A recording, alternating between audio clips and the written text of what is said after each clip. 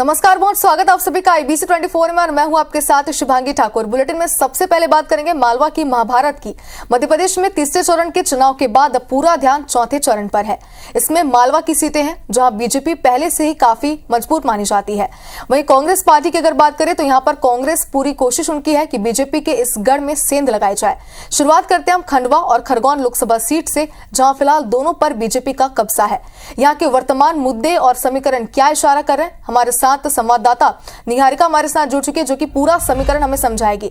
निहारिका, अगर यहाँ पर बात करें सीट पर तो लगातार ये देखा जा रहा है कि बीजेपी की पकड़ मजबूत बताई जा रही है। इस बार की अगर बात करें तो चौथे चरण में क्या सियासी समीकरण बने, किसका पल्ला भारी पड़ रहा है?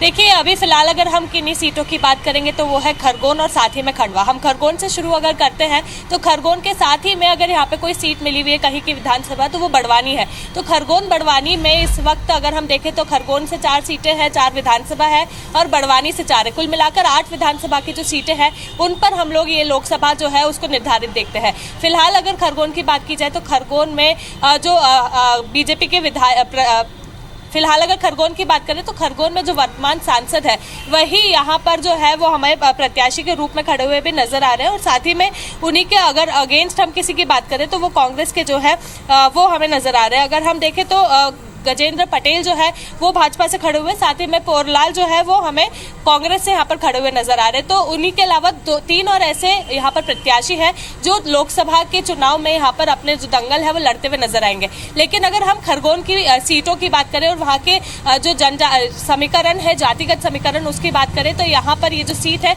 ये ST के लिए सीट है और ऐसे में ये जो ST के लिए सीट है यहाँ पर पूरी तरह से ST का कब्जा हमेशा से रहा है और इस बार भी यहाँ पर जो पटेल समाज के गजेंद्र खड़े हैं वो पूरी तरह से चुनाव यहाँ पर लड़ते हुए नजर आ रहे हैं। लेकिन खरगोन के लिए एक बहुत बड़ी बात आपको बताऊंगी कि 8 सीटों में से जो 5 विधानसभा की सीटें हैं वो कांग्रेस के कब्जे में और 3 विधानसभा की सीटें ही सिर्फ भाजपा के कब्जे में। तो ऐसे में हम लोगों को ये देखना बहुत जरूरी होगा कि क्या यहाँ पर भाजपा की इस बार जीत हो पाएगी, क्योंकि ST की अगर सीट की बात करें तो उनके खिलाफ जो पोरलाल खड़े हुए हैं वो भी यहाँ पर काफी दमदारी से अपना जो प्रदर्शन है वो हमेशा से ही करते हुए नजर आए। मुद्दों की अगर खरगोन में बात की जाए तो खरगोन का सबसे बड़ा मुद्दा रेल लाइन का मुद्दा हमेशा से रहा है और वो इस बार भी है, क्योंकि आजादी के बाद से लगातार रेल लाइन के लिए यहाँ पर लड़ाई जो है वो सभी पार्टियों द्वारा लड़ी जा रही है और IBC ने भी जनकारवा के टाइम पर जब वहाँ पर बात की थी तो उन्होंने कहा था कि आने वाले 6 महीनों में यहाँ पर काम होता हुआ नजर आएगा। लेकिन फिलहाल अगर वहाँ की जमीनी हकीकत की बात की जाए तो अभी भी वहाँ पर इस तरह का कोई भी हमें मौका जो है वो देखने को नहीं मिल रहा है। उसी के साथ पूरे बड़वानी और ये जो खरगोन का इलाका है इसे सफेद कटोरा कहा जाता है। सफेद कटोरा इसलिए क्योंकि वहां पर सबसे ज्यादा कपास की जो बोई है वो की जाती है। उसके बावजूद वहां पर रोजगार की कमी हमें हमेशा से ही देखने को मिली है और अभी भी वहां के लोगों को रोजगार की कमी जो है वो सता रही है। रोजगार की कमी होने के बावजूद वहां पे कोई भी मिल जो है वो नहीं खोली गई है। अब जैसे कि मैं बता रही हूँ कि वहां पर कॉटन जो है वो सबसे ज्यादा उगाया जाता है, कपास उगाई जाती है, उसके बावजूद वहां पर कपास की कोई भी मिल नहीं है। वहां पे केवल एक शासकीय सूती मिल जो है वही है जिसके ऊपर लोग निर्भर है और नहीं तो फिर लोगों को वहां से पलायन करना पड़ता है। इसी के साथ अगर हम दूसरे मुद्दे की बात की जाए तो वहां पर कभी भी कृषि महाविद्यालय जो है उसकी नींव नहीं रखी गई है। उसी के बाद अगर हम शिवराज सिंह चौहान द्वारा किए गए मुद्दों की वादों की बात की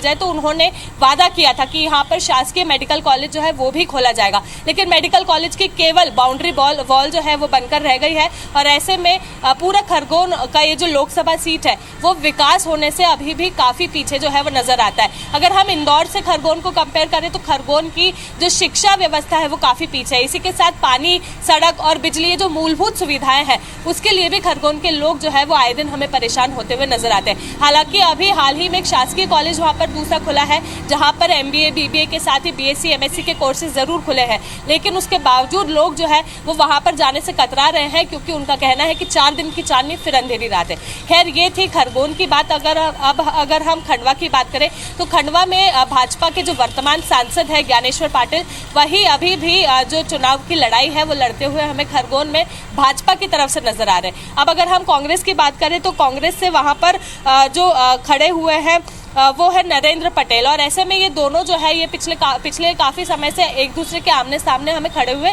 नजर जरूर आ रहे हैं। यहाँ के जातिगत समीकरण की बात की जाए और सीट की बात की जाए तो सीट जो है वो यहाँ पर से जो है वो सामान्य जो लोग हैं उनके लिए थी, यानी कि जनरल कैटेगरी के लोगों के लिए थी। उसके बावजूद यहाँ पर दोनों ही पार्टियों ने ओबीसी का कैंडिडेट जो है वो खड़ा किया है। तो इससे शुभांगी हम लोग ये सीधा अंदाजा लगा सकते हैं कि यहाँ के लोग जो है वो ओबीसी का वोट बैंक जो है वो अपने कब्जे में करना चाह रहे हैं, अपने खाते में रखना चाह रहे हैं। इसलिए यहाँ पर ओबीसी का वोट बैंक जो है उसे लेने के लिए ओबीसी का कैंडिडेट यहाँ पर खड़ा किया गया है।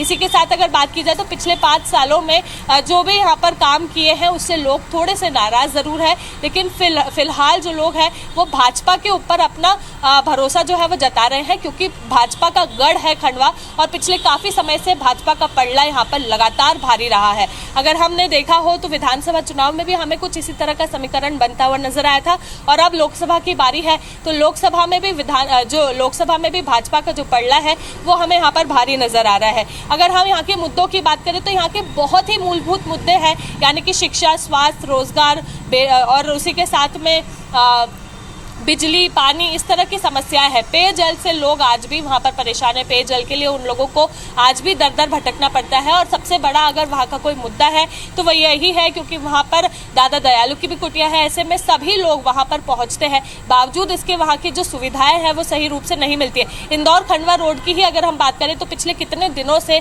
हम लोग कितने समय से हम ये सुन रहे थे कि वहां पर आए दिन एक्सीडेंट हो रहे हैं, कभी ट्रक पलट रहा है तो कभी बस पलट रही है और ऐसे में कई लोगों ने अपनी जान गंवाई है। जिसके बाद यहाँ पर जो है उसके ऊपर संज्ञान लिया गया और उसके बाद जाकर यहाँ की रोड बनाई गई, जो कि अभी भी पूरी नहीं है।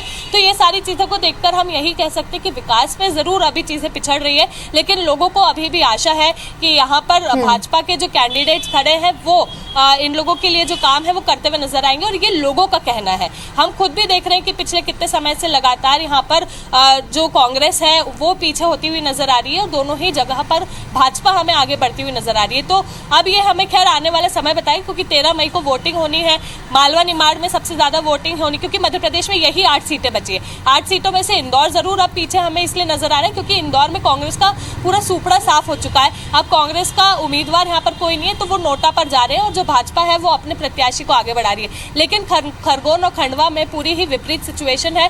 तो दोनों ही जगह भाजपा के वही कैंडिडेट्स हैं जिनको इस बार भी मौका दिया गया है और जो पिछली बार से यानी कि वर्तमान सांसद रहे हैं। तो ये काफी साफ तस्वीर जो है वो हमारे सामने आ रही है कि क्या मुद्दों पर इस बार वहां के लोग जो है वो हमें वोट डालते हुए नजर आएंगे। शुभांगी। निहारिका, सियासी समीकरण आपने समझा दिया, जनता के मुद्दे भी आपने बताया। खरगोन लोकसभा क्षेत्र की अगर बात करें तो जैसे कि आपने कल ले लिया, या फिर रोजगार का मुद्दा ले लिया, या फिर बात करें अगर रेल का मुद्दा, तो इस बार अगर लोकसभा चुनाव की बात करें तो दोनों ही पार्टियों ने तीनों मुद्दों को लेकर जनता को किस तरीके से साधने की कोशिश की है, समझाइए इस पर।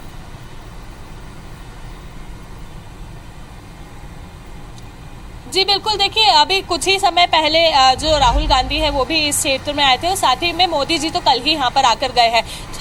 दोनों ही लोगों ने यानी कि दोनों ही केंद्रीय नेताओं ने लोगों को ये प्रॉमिसेस जरूर किए, वादे जरूर किए हैं कि ये जो सुविधाएं हैं जो उन्हें नहीं मिल रही है वो जल्द ही उन्हें मिलेगी। दोनों ने ही ये बात की है कि रेल की सुविधाएं हो या फिर यहाँ पर रोजगार की बातें हो या फिर शिक्षा की बातें हो, इसको लेकर जरूर दोनों पार्टियां सोच विचार कर रही है और अगर उन्हें मौका मिलता है यहाँ पर काम करने का तो वो लोग इस जो समस्या है उसे दूर जरूर करेंगे।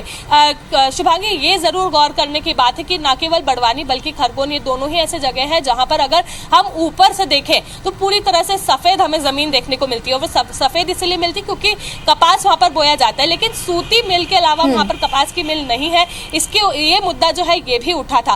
तो शासकीय भूमिका की अगर हम बात करें तो वो यहाँ पर हमें इसी तरह से होती हुई नजर आ रही है कि दोनों ही प्रत्याशियों के जितने भी यहाँ पर उनका साथ देने के लिए केंद्रीय नेता पहुंचे हैं या फिर प्रत्याशी खुद, उनका यही मुद्दा है कि जो भी सुविधाओं में पिछड़ रहा है खरगोन, बड़वानी, उन लोगों को यहाँ पर मौका दिया जाएगा। भाजपा ने एक और मुद्दा यहाँ पर उठाया था कि बड़वानी जो है वहां पर लोग रात को निकलने से डरते थे क्योंकि वहां पर गुंडों का इलाका माना जाता था। तो भाजपा का ये जरूर कहना था कि पिछले 5 सालों में हमने वो छवि जो है वो बदलने की कोशिश की है। हालांकि कांग्रेस से जब इस बारे में बड़वानी के लोगों ने बात की थी तो कांग्रेस का कहना था ना कि कभी यहाँ पर गुंडागर्दी थी ना कभी यहाँ पर गुंडागर्दी होगी, लेकिन हम लोगों ने भी जिस तरह से देखा है उसकी अगर बात की जाए तो बड़वानी में जो पिछले समय की इतनी सारी सुविधाएं उन लोगों को मिल रही थी वो कहीं ना कहीं बदल कर उसे एक नया रूप देने की भी कोशिश की गई थी। तो यही सारे मुद्दे थे जिसको प्रॉमिसिंग तौर पर यहाँ पर करते हुए अभी दोनों ही जो केंद्रीय नेता यहाँ पर पहुंचे थे, साथ ही में प्रत्याशी इस मुद्दों पर यहाँ पर चुनाव लड़ने की कोशिशों में लगे हुए हैं। चलिए निहारिका, जैसे कि आपने बताया कि दोनों ही पार्टियों ने सभी मुद्दों को प्रमुखता के साथ जनता के बीच उठाया है,